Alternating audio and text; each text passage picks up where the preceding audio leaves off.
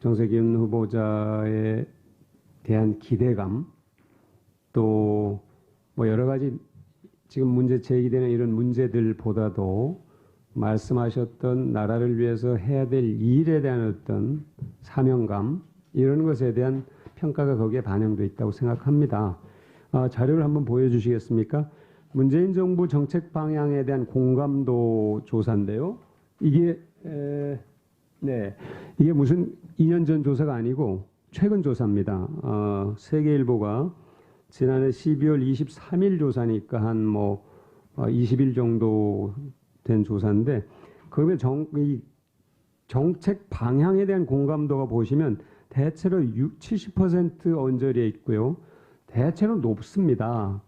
물론 정책 실적에 대해서는 아쉬운 평가가 있는 것은 사실이지만 그 정책의 방향성에 대해서는 공감도가 매우 높다는 것을 확인할 수 있습니다.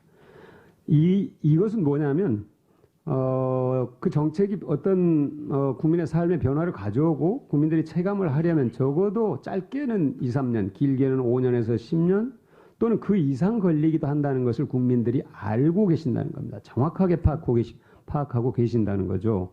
그래서 국민들은 방향성에 대해서 우리가 공감하니까 일부 반발과 저항이 있더라도 국민들이 이 문재인 정부에게 명령한 그런 정책들을 흔들림 없이 추진하라 하는 뜻이 저 안에 담겨 있다고 봅니다. 동의하십니까? 네, 방향에 공감을 하는 것으로 동의를 합니다마는 예. 정책을 추진함에 있어서는 네. 속도도 매우 중요합니다. 그 예. 말씀을 보태고 싶습니다. 네네. 조금 전에 말씀드린 것처럼 찬성과 기대가 높습니다. 후보자님에 대한.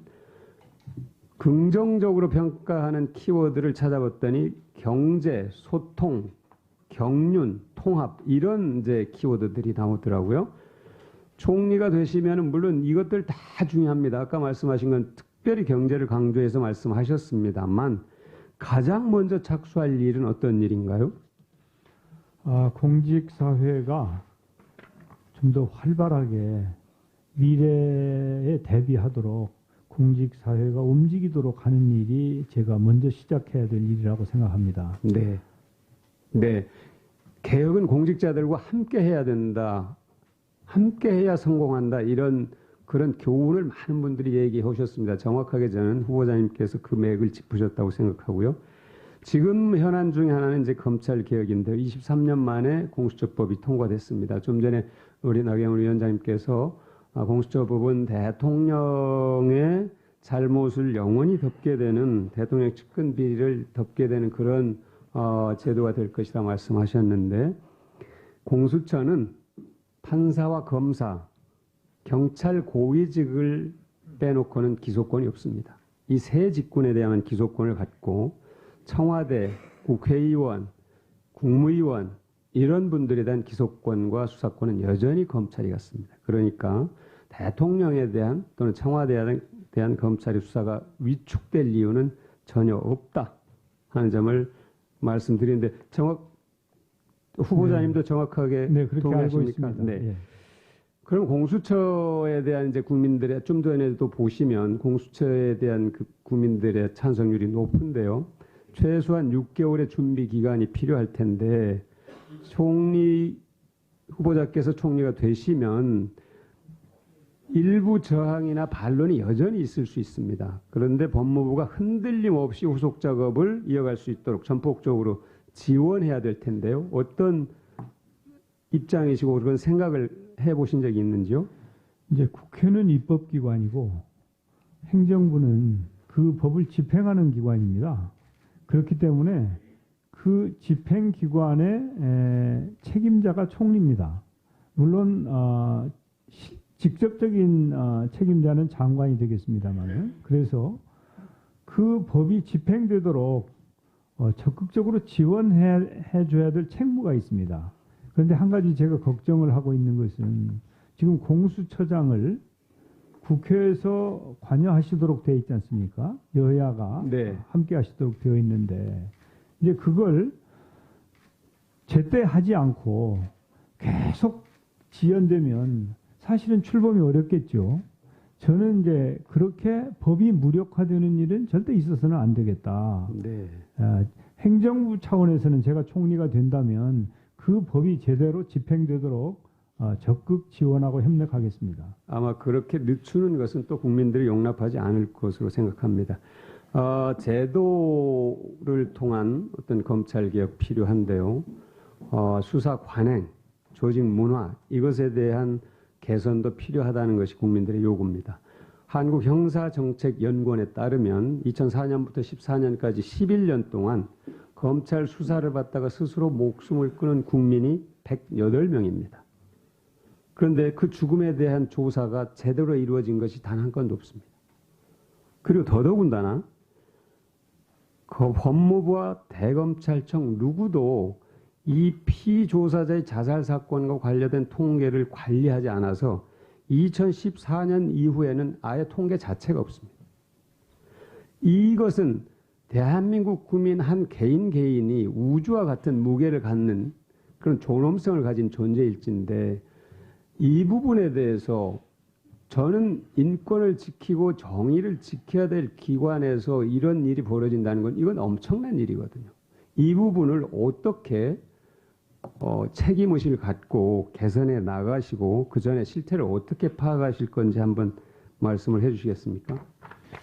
사실 검찰 조직은 사회 정의를 구현하고 국민의 인권과 재산을 챙기는 굉장히 중요한 기관입니다. 그리고 그 조직이 그런 역할을 잘 해온 측면도 있죠. 그렇지만은 검찰이 개혁돼야 된다고 하는 국민의 목소리가 오래전부터 매우 높습니다. 그것은 그 검찰권의 권이 가끔은 정반대로 작동했다 하는 국민들의 판단이 그런 것이거든요. 그래서 이제 공수처를 만들고자 했던 것도 아마 이런 검찰이 정말 제자리에서 자신의 일을 제대로 해주기를 바라는 그런 마음에서 우리 국회에서도 그런 논의가 있었던 것으로 저는 알고 있습니다. 그래서 이제는 공수처도 만들어지고 또 국민들의 염원도 있고 하니까 정말 검찰이 스스로 개혁해서 국민 기대에 부응하는 그런 조직으로 그리고 원래 본연의 책무를 실천하는 그런 조직으로 거듭날 수 있도록 혹시라도 힘이 될 일이 있으면 적극 나서서 그런 노력을 하겠습니다. 네, 물론 저는 말씀하신 것처럼 검찰이 우리 사회의 건강성과 투명성을 높이는 데 기여해온 부분이 매우 크다는 것을 인정합니다. 그 전제 위에서 말씀을 드렸다는 점을 다시 한번 강조하겠고요. 그 다음에 허위 조작 정보와 관련해서 말씀드리겠습니다. 허위 조작 정보, 선한 허위 조작 정보는 없습니다. 단언컨대 허위 조작 정보는 거기에서 그치는 것이 아니라 반드시 누군가를 공격하고 명예를 훼손하고 혐오와 증오를 불러일으키기 위한 사회적 흉기로 사용되고 있습니다. 자료 화면을 보시겠습니다. 이 화면을 보시면 더불어민주당 허위조작정보대책특위에서 2018년 10월부터 2019년 10월까지 1년 동안 총 2074건의 허위조작 정보를 확인했는데 이 가운데 5.18 광주 민주화운동에 북한군 특수부대가 개입했다 또는 북한군 특수부대가 일으킨 폭동이다를 포함해서 북한 관련 키워드가 무려 70%입니다. 그러니까 이 남북 분단이 얼마나 한국 사회를 짓누르고 분열시키고 정치를 왜곡시켜 왔는가를 보여주는 일이고 아직도 그렇게 그 기제로 작용하고 있다는 겁니다. 분단이 굉장히 아픈 일이죠. 이런 색깔론과 혐오, 증오, 지역 차별 이렇게 이어지고 심지어 일본 그 성노예 피해자들을 매춘이라고까지 얘기하는 일까지 이제 벌어졌는데요. 사실 가장 큰 피해자는 국민입니다. 적극적으로 대처하라는 게 국민의 뜻이고요. 농작물을 보호하기 위해서 잡초를 뽑아야 되듯이 표현의 자유를 위해서 허위 조작 정보에 대해서는 강력하게 대처해야 된다 하는 게 국민의 뜻입니다. 이에 대해서 어떻게 생각하십니까? 네, 우리 사회가 제대로 잘 굴러가려면 신뢰라고 하는 사회적 자본이 제대로 작동을 해야 되거든요. 그런데 이 신뢰를 깨는 대표적인 원인 중에 하나가 이런 허위 조작 정보라고 저는 생각을 합니다. 그런데 인터넷 시대를 맞아서 이 허위 조작 정보가 전 세계적인 문제거리가 되고 있고 우리나라의 경우에도 최근에 들어서 더 심각해지고 있는 것이 사실입니다. 그래서 이 허위 조작 정보는 근절하기 위한 노력이 절대적으로 필요한데 이제 경우에 따라서는 또 그것이 그런 노력을 하다 보면 표현의 자유와 충돌할 수도 있습니다.